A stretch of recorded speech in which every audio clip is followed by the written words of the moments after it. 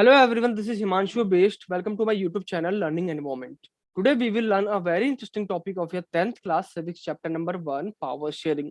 इस वीडियो में हम क्या पढ़ने वाले हैं? बेसिकली इस वीडियो में हम पढ़ने वाले हैं हमें डेमोक्रेसी में पावर शेयरिंग क्यों करनी चाहिए।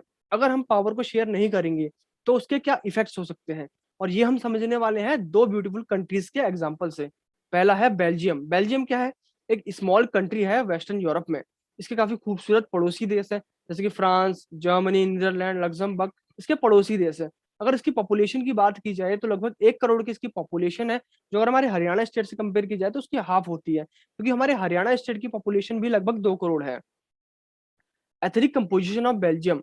बेल्जियम में क्या ऐसा एथनिक कंपोजिशन है? Ethnic composition means ethnic diversity. It means वहां पर कितने डिफरेंट डिफरेंट लैंग्वेज बोलने वाले लोग रहते हैं, कम्युनिटी के लोग रहते हैं, रिलीजियन के लोग रहते हैं, हम उसको बोल देते हैं ethnic composition.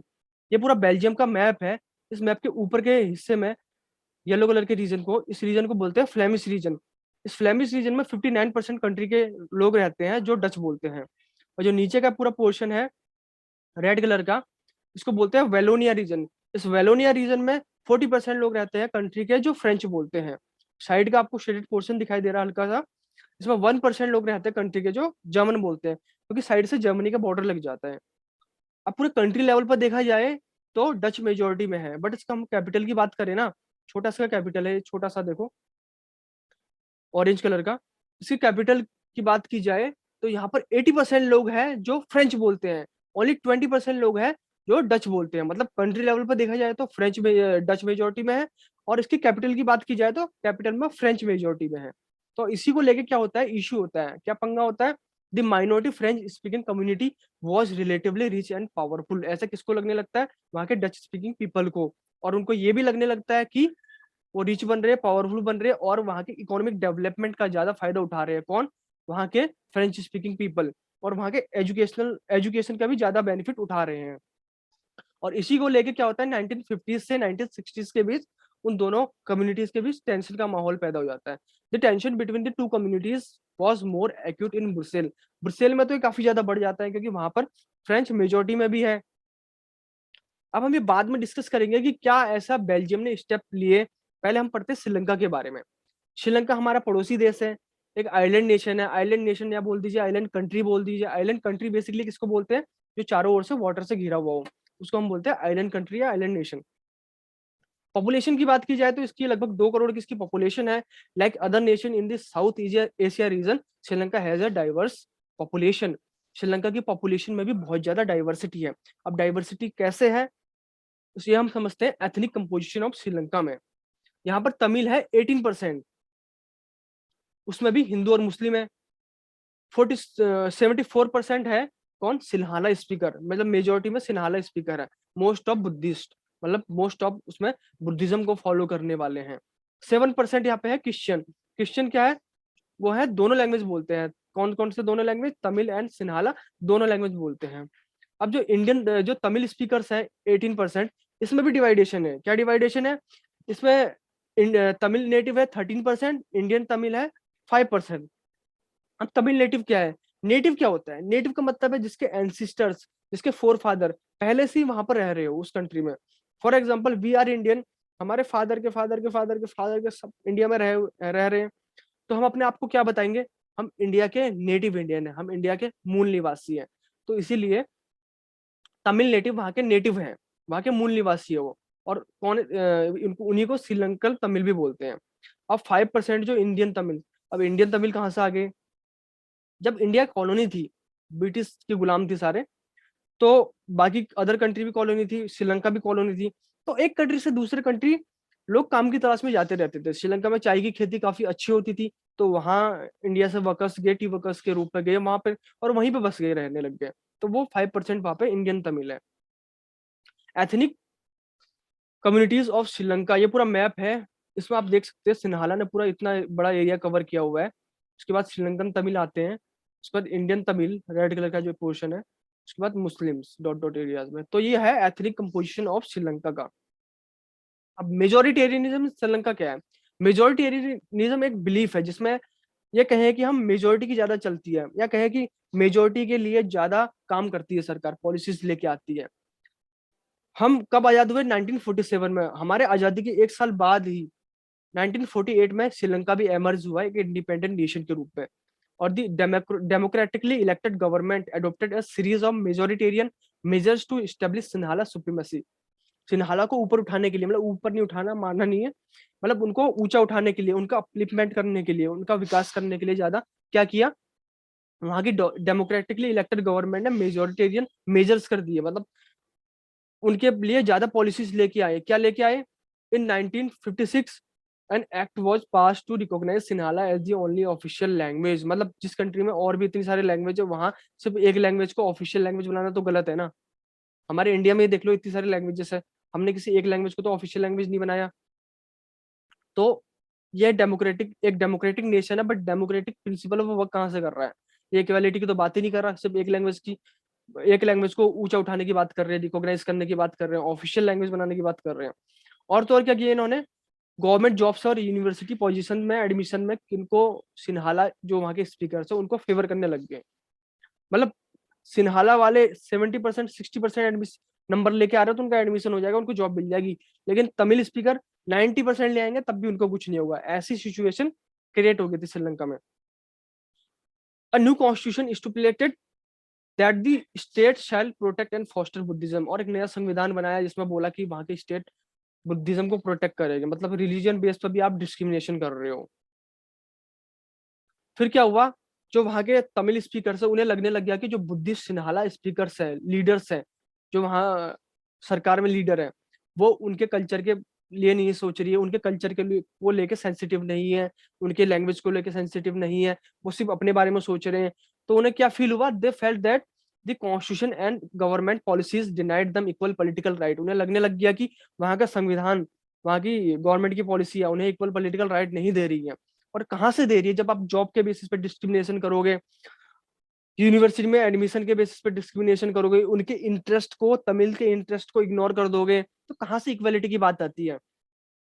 In 1950 1980s several political organizations were formed demanding an independent Tamilelam। क्या हुआ, इतने सारे अलग अलग ऑर्गेनाइजेशन बन गए जिन्होंने इंडिपेंडेंट तमिलेलम की मांग कर दी, बोला कि हमें एक इंडिपेंडेंट तमिलेलम चाहिए श्रीलंका में। कहाँ? नॉर्दर्न एंड ईस्टर्न पार्ट में उसके। And the distrust between the two communities turn into a civil war. ये क्या हो गया, सिविल वॉर में क्रिएट हो गया। अब सिविल वॉर क्या होता है? सिविल वॉर का मतलब है जब एक कंट्री में सिविलियंस आपस में ही लड़ने लग जाते हैं, एक वॉर सी सिचुएशन क्रिएट हो जाती है, तो हम उसको बोलते थे सिविल वॉर। और जब इंडिया में, आपको बता दूं, जब इंडिया में सिविल वॉर होता है तो आर्टिकल 352 नेशनल इमरजेंसी लगा दी जाती है उसको कंट्रोल करने के लिए। Thousand of people of both the communities have been killed, मारे गए। कितने रेफ्यूजी की तरह उनके घर छोड़ के, अपना कंट्री छोड़ के भागना पड़ गया। और सिविल वॉर से क्या हुआ, जो वहाँ का श्रीलंका का क्या हुआ, सोशल कल्चरल इकोनॉमिक काफी ज्यादा लॉस हुआ। वहाँ की इकोनॉमी काफी ग्रोइंग इकोनॉमी थी, काफी ग्रो कर रही थी, कहाँ की, श्रीलंका की इकोनॉमी। बट वहाँ जो सिविल वॉर हुआ उससे उसकी इकोनॉमी को इतना ज्यादा लॉस हुआ, वहाँ कल्चरल लॉस हुआ, सोशल लॉस हुआ, मतलब पूरी तरह से श्रीलंका की बुरी हालत हो गई थी। और ये धीरे धीरे जाके फिर 2009 में ये वॉर खत्म हुआ। अब श्रीलंका में हम कह सकते हैं काफी हालात सुधर गए हैं पहले से। अब हम पढ़ते हैं एकोमोडेशन इन बेल्जियम। बेल्जियम ने क्या ऐसे स्टेप्स लिया? श्रीलंका का तो हमने पढ़ लिया कि वो अपने वहां कंट्री में सिविल वॉर को रोक नहीं पाई, क्योंकि उन्होंने इतना ज्यादा डिस्क्रिमिनेशन कर दिया, भेदभाव कर दिया, बाइसनेस दिखा दी। लेकिन अकोमोडेशन इन बेल्जियम, बेल्जियम ने अकोमोडेट किया। अकोमोडेट कैसे किया? द बेल्जियन लीडर्स टूक a different path. Belgian leaders ने एक अलग रास्ता चुना। कैसा अलग रास्ता था वो?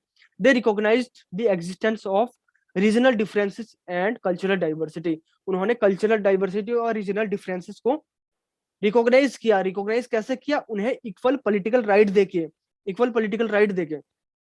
Between 1970s to 1993 they amended their constitution 4 time. एक बार भी नहीं, 4 बार संविधान को संशोधन किया, अमेंडमेंट किया उसमें। क्या अमेंडमेंट किया? उस अमेंडमेंट को ही हम जानते हैं बेल्जियन मॉडल के तौर पे। पहला amendment, number of Dutch and French speaking ministers shall be equal in the central government. बोला कि सेंट्रल गवर्नमेंट में दोनों की जो पॉपुलेशन है इक्वल होनी चाहिए। Many powers of the central government has been given to the state government. केंद्र सरकार की बहुत सारी पावर्स राज्य सरकार को दी गई, सेंट्रल गवर्नमेंट की ज्यादा बहुत सारी पावर स्टेट गवर्नमेंट को दी गई। और the state government are not subordinate to the central government, और ये भी कहा गया कि स्टेट गवर्नमेंट जो है ना वो सेंट्रल गवर्नमेंट के सबॉर्डिनेट नहीं है, अधीन नहीं है, वो खुद से भी डिसीजन लेकर काम कर सकती है। And Brussels has a separate government in which both communities have equal representation. Brussels में एक सेपरेट गवर्नमेंट की बात करेगी, बनाएंगे, और उसमें दोनों कम्युनिटीज का इक्वल रिप्रेजेंटेशन रहेगा। और एक कम्युनिटी गवर्नमेंट अलग से बना दी गई, जिसमें बोला कि power regarding cultural, education and language related issues को वो कम्युनिटी गवर्नमेंट सॉल्व करेगी। तो इतना अच्छा बेलिजन मॉडल था। जब आप इतना अच्छा काम करते हो ना तो उसका रिजल्ट भी बहुत अच्छा आता है। क्या अच्छा आया? एक तो सिविल वॉर रुका, और दूसरा Brussels was chosen as the headquarter of European Union. जब पूरा वर्ल्ड ने देखा, विश्व ने देखा कि ब्रुसेल इतना अच्छा कंट्री है कि अपने कंट्री में होने वाले सिविल वॉर को रोक दिया उसने। कंट्री में लैंग्वेज के बेसिस पे जो दो डिवाइड हो रहा था, लैंग्वेज लिंग्विस्टिक डिवीजन हो रहा था कंट्री का, उसे रोक दिया। तो ये छोटी मोटी बात नहीं होती है। तो इसी के चलते क्या हुआ, ब्रुसेल को हेडक्वार्टर बना दिया गया यूरोपियन यूनियन का। Now why power sharing is desirable? Power sharing desirable क्यों है? इसके दो रीजन होते हैं। पहला है मॉरल रीजन, दूसरा है प्रूडेंशियल रीजन। मॉरल रीजन क्या है? Power sharing is the very spirit of democracy. Democracy की स्पिरिट है पावर शेयरिंग। स्पिरिट मतलब कैसे? अगर डेमोक्रेसी होती क्या है? Of the people, by the people, for the people, लोगों के लिए है, लोगों का बना हुआ तंत्र है, लोकतंत्र। तो डेमोक्रेसी में पावर शेयरिंग नहीं होगी तो डेमोक्रेसी किस बात की? फिर तो राजतंत्र हो जाएगा, मोनार्की हो जाएगा। डेमोक्रेसी का काम ही मतलब ये है कि power sharing and legitimate government is one where citizens acquire a stake in system through participation. बोला कि लेजिटिमेट गवर्नमेंट वही है जहां पे सिटीजन सिस्टम में पार्टिसिपेशन करे, वहां की सरकार में पार्टिसिपेशन करे। दूसरा है प्रूडेंशियल रीजन। प्रूडेंशियल रीजन क्या है? समझदारी का रीजन। अब समझदारी का रीजन क्या है? Reduces the possibility of conflict. Conflict को बहुत कम कर देना। मतलब जब आप पावर शेयरिंग करोगे, पावर को शेयर करेंगे, तो कॉन्फ्लिक्ट तो कम हो ही जाएंगे। Power sharing is a good way to ensure political stability. Obviously जब पावर आप शेयर करोगे, तरीके से काम करोगे, तो स्टेबिलिटी, पॉलिटिकल स्टेबिलिटी बनी रहेगी। एक ब्यूटीफुल लाइन दी गई यहाँ पे, tyranny of the majority is not just oppressive for the minority, it often bring ruin to the majority as well। जो अत्याचार होता है ना, मतलब मेजोरिटी, सिविल, किसी कंट्री में सिविल वॉर होता है तो उसमें मेजोरिटी मेजोरिटी क्या करती है? माइनॉरिटी को प्रेस कर देती है। मतलब ऐसा नहीं है कि उसमें खाली माइनॉरिटी को नुकसान होता है, उसमें मेजोरिटी को भी नुकसान होता है। मतलब किसी कंट्री में सिविल वॉर होगा तो हाँ, ये हो सकता है, ये होता है कि जो अब माइनॉरिटी में है उनको ज्यादा नुकसान हो, बट इसका मतलब ये तो नहीं जो मेजोरिटी में है जिनको नुकसान ही नहीं होगा, उनको भी तो नुकसान होगा ना। तो इसमें किसी का भला नहीं है। पहले के समय में बात करूँ तो जब एक तो सब, जब मोनार्की थी, राजतंत्र था, उस टाइम क्या लगता था लोगों को? ये बिलीफ था कि पावर जो होती है ना एक ही पर्सन के हाथ में होनी चाहिए, एक ही बंदे के हाथ में होनी चाहिए, इतने लोगों को पावर नहीं बांटना चाहिए। इससे क्या होता है? एक बंदे के हाथ में होने से क्विक डिसीजन होता है। कोई भी डिसीजन आप निर्णय लेते हो तो तुरंत निर्णय ले सकते हो, कोई भी लॉ हो उसको तुरंत पास कर सकते हो। बट जब डेमोक्रेसी आई तो ये नोशंस, जो धारणाएं थी, चेंज होने लग गई। One basic principle of democracy is that people are the source of all political power. Democracy का प्रिंसिपल ही यही है, क्या है? पीपल जो है वही सोर्स है ऑल पावर की। डेमोक्रेसी का पावर का पीपल ही सोर्स है, जनता ही है सब कुछ। In a democracy people rule themselves through institution of self government. Yes, self government से पीपल पीपल खुद से रूल करते हैं। कहाँ? डेमोक्रेसी में। सेल्फ गवर्नमेंट क्या है? स्थानीय शासन, जैसे कि लोकल गवर्नमेंट, पंचायत में खुद से ही तो रूल करते हैं। अब है फॉर्म्स ऑफ पावर शेयरिंग। ये चार फॉर्म है पावर शेयरिंग की, इसको मैं आगे आपको डिटेल में डिस्कस करूंगा। पहला क्या है? Power is shared among different organs of government. Government के डिफरेंट ऑर्गन्स के बीच में पावर शेयरिंग। दूसरा है लेवल्स में पावर शेयरिंग। तीसरा है power share different social groups के साथ पावर शेयरिंग की बात की। चौथा है power sharing with different political parties, pressure groups, movements. अब पहला है power is shared among different organs of government. कौन कौन से डिफरेंट ऑर्गन है गवर्नमेंट के? लेजिस्लेचर, एग्जीक्यूटिव, जुडिशियरी, तीन गवर्नमेंट का ऑर्गन है। लेजिस्लेचर विधायिका, एग्जीक्यूटिव कार्यपालिका, जुडिशियरी न्यायपालिका। ये क्या है? ऑर्गन्स ऑफ गवर्नमेंट के। जब लेजिस्लेचर क्या करता है? वो कानून बनाता है। एग्जीक्यूटिव क्या करता है? उसको एग्जीक्यूट करता है। फॉर एग्जाम्पल, लेजिस्लेचर ने कानून बनाया ट्रैफिक रूल को लेके, तो ट्रैफिक रूल को कानून लेजिस्लेचर बनाएगी, विधायिका उसे एग्जीक्यूट कौन करेगा? कार्यपालिका। जो पुलिस कर्मी है, ट्रैफिक पुलिस है, वो उसको एग्जीक्यूट करती है, उस लॉज को देखते कि लॉज, उन लॉज को कोई तोड़ रहा है कि नहीं है। और उस पर जुडिशरी क्या करती है? चेक एंड बैलेंस का काम करती है, देखती है कौन क्या गलती कर रहा है, लॉ ब्रेक कर रहा है, उसको ब्रेक कर रहा है तो उसको पनिश करेगी। इसीलिए इसको बोलते हैं हॉरिजॉन्टल पावर शेयरिंग। हॉरिजॉन्टल है, कोई ज्यादा बड़ा छोटा नहीं है, सबका अपना अपना काम है। इसको बोलते हैं हॉरिजॉन्टल पावर शेयरिंग, एक लाइन में। और ये क्या करती है? एक दूसरे के ऊपर चेक एंड बैलेंस का काम करती है, जैसे कि जुडिशरी। दूसरा है power is shared among different levels of government. सरकार के डिफरेंट लेवल्स पे पावर शेयरिंग। लेवल्स मतलब ऊपर से नीचे को जो आ रहा है लेवल्स। सेंट्रल लेवल, जिसको यूनियन गवर्नमेंट बोलते हैं, स्टेट लेवल प्रोविंशियल गवर्नमेंट भी बोलते हैं, प्रांतीय सरकार। तीसरा लोकल लेवल सेल्फ गवर्नमेंट, पंचायती राज और म्यूनिसिपालिटीज। 73rd अमेंडमेंट, 74 अमेंडमेंट पंचायती राज और म्यूनिसिपालिटीज है जो। तो ये क्या है? ऊपर से नीचे को पावर शेयरिंग हो रही है, इसको बोलते हैं हम vertical form of power sharing, ऊपर से नीचे की ओर। उसी को हम बोल देते हैं फेडरल गवर्नमेंट। फेडरल गवर्नमेंट यही तो जब पावर डिवाइड हो सेंटर और स्टेट के बीच में। थर्ड है power shared among different social groups. अब सरकार के डिफरेंट सोशल ग्रुप्स में पावर शेयरिंग, क्या कौन कौन से ग्रुप्स है? कोई भी सोशल ग्रुप्स हो सकते हैं, कोई भी एक ग्रुप। पावर में also be shared among different social groups such as religious and linguistic groups. जो रिलीजियस, अलग अलग रिलीजन के ग्रुप होते हैं, अलग अलग लैंग्वेज के बेसिस पर अलग अलग ग्रुप होते हैं, उनके बीच में पावर शेयरिंग की बात कही गई है। Reserve constituencies in India for women and weaker section. Women and weaker section भी तो एक ग्रुप ही है, उनको पावर शेयरिंग की बात की गई है। उनको क्या, उनके लिए कॉन्स्टिट्यूएंसी में क्या होती है? सीटें रिजर्व होती है, जैसे कि कम्युनिटी गवर्नमेंट इन बेल्जियम में। चौथा है power sharing among political parties, pressure groups and movements. In contemporary democracy, competition among parties ensure that power does not remain in one hand। जो आज की लोकतंत्र है ना, आज का लोकतंत्र, समकालीन लोकतंत्र, इसमें क्या है? पावर किसी एक के हाथ में नहीं रहती। आज कोई और सरकार है तो कोई और सरकार, आज किसी और पार्टी की सरकार है तो कल किसी और। पहले कांग्रेस की थी, फिर बीजेपी, कांग्रेस बीजेपी, ऐसा चलता रहता है।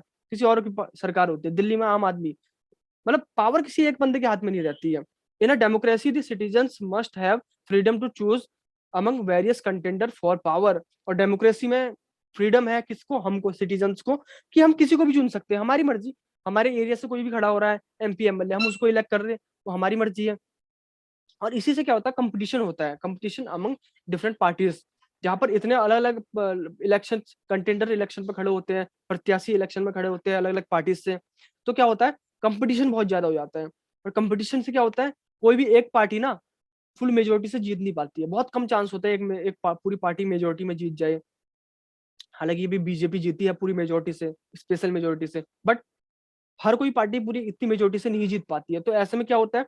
कलीजन गवर्नमेंट बनता है। कलीजन गवर्नमेंट मतलब गठबंधन की सरकार। हमारे, तुमने आपने न्यूज में बहुत सुना होगा, कलीजन गवर्नमेंट, गठबंधन की सरकार बनती है। गठबंधन की सरकार में एक दो पार्टी, कभी तीन पार्टी मिलकर सरकार चला रहे होते पूरी। And we find interest groups such as those of traders, businessman, industrialist, farmers. ये सब क्या है? इंटरेस्ट ग्रुप है। और प्रेशर ग्रुप भी कहते हैं इनको। प्रेशर का काम करती है गवर्नमेंट के ऊपर। क्या प्रेशर का काम करती है? ये हम पढ़ेंगे इसमें, pressure group in India. India में कौन कौन से प्रेशर ग्रुप है, ये सारे मैंने लिखे हुए। और भी काफी प्रेशर ग्रुप है, आपके बुक में मेंशन नहीं है वैसे, बट मैं आपको समझा रहा हूँ, क्योंकि अगर आप इस पे क्वेश्चन आते हैं तो आप एग्जांपल दे सकते हो। पहला है बिजनेस ग्रुप। बिजनेस ग्रुप क्या है? जैसे कि federation of Indian chamber of commerce and industry, FICCI। दूसरा है trade union, all India trade union Congress. Agrarian group तीसरा है, एग्रेरियन एग्रीकल्चर से रिलेटेड है, जैसे कि ऑल इंडिया किसान सभा, भारतीय किसान यूनियन। जैसे कि अभी आप देख रहे हो, अभी किसान आंदोलन कर रहे हैं, प्रोटेस्ट कर रहे हैं अपने राइट्स को लेके। तो इंडिया है, डेमोक्रेसी है, तो प्रोटेस्ट कर सकते हैं, हमारा राइट है। चौथा क्या है? Student organisation. अब आप ये मत बोलना कि हम तो स्कूल में कोई ऐसा ऑर्गेनाइजेशन नहीं बनाते जो गवर्नमेंट के ऊपर प्रेशर का काम करती है। बिल्कुल सही, ये स्कूल में नहीं है, कॉलेजेस में होता है, कॉलेज और यूनिवर्सिटी में। क्या होता है? फॉर एग्जाम्पल मैं दिल्ली यूनिवर्सिटी में से मैंने ग्रेजुएशन किया, तो दिल्ली यूनिवर्सिटी का काफी मैंने देखा करियर है पॉलिटिक्स का। जैसे कि ABVP है, अखिल भारतीय विद्यार्थी परिषद, ये एक स्टूडेंट यूनियन है। अलग अलग स्टूडेंट यूनियन है, जैसे कि अलग अलग पार्टीज होती है ना, वैसी अलग अलग स्टूडेंट यूनियन होती है जो अलग अलग पार्टी को रिप्रेजेंट करती है। AISF है, all India student federation. NSUI, national student union of India, ये क्या है? स्टूडेंट यूनियन है। ये बेसिकली इनका काम क्या होता है, किसी भी कॉलेज में जो स्टूडेंट्स की है उनकी आवाज को ऊपर उठाने के लिए ये यूनियंस बनाई जाती है, ताकि स्टूडेंट्स के लिए काम कर सकते हैं, उसके उनके एजुकेशन पर काम कर सके, या कोई और अदर मतलब उनके मतलब जैसे कॉलेज में फेस्ट वगैरह होते हैं, जिससे दिल्ली यूनिवर्सिटी में मैंने बहुत ज्यादा देखा है। फेस्ट में क्या होता है, हम अपने कॉलेज में भी ऐसे ही करते थे। फेस्ट में सिंगर को बुला रहे हैं, किसी एक्टर को बुला रहे हैं, इन सब चीजों में पैसा खर्च होता था। और चौथा है आइडियोलॉजिकल बेस्ड ग्रुप। अब आइडियोलॉजिकल बेस्ड ग्रुप से क्या समझते हो आप? जिसके पीछे कोई आइडियोलॉजी काम करती हो, जैसे कि नर्मदा बचाओ आंदोलन एक आइडियोलॉजी तो थी।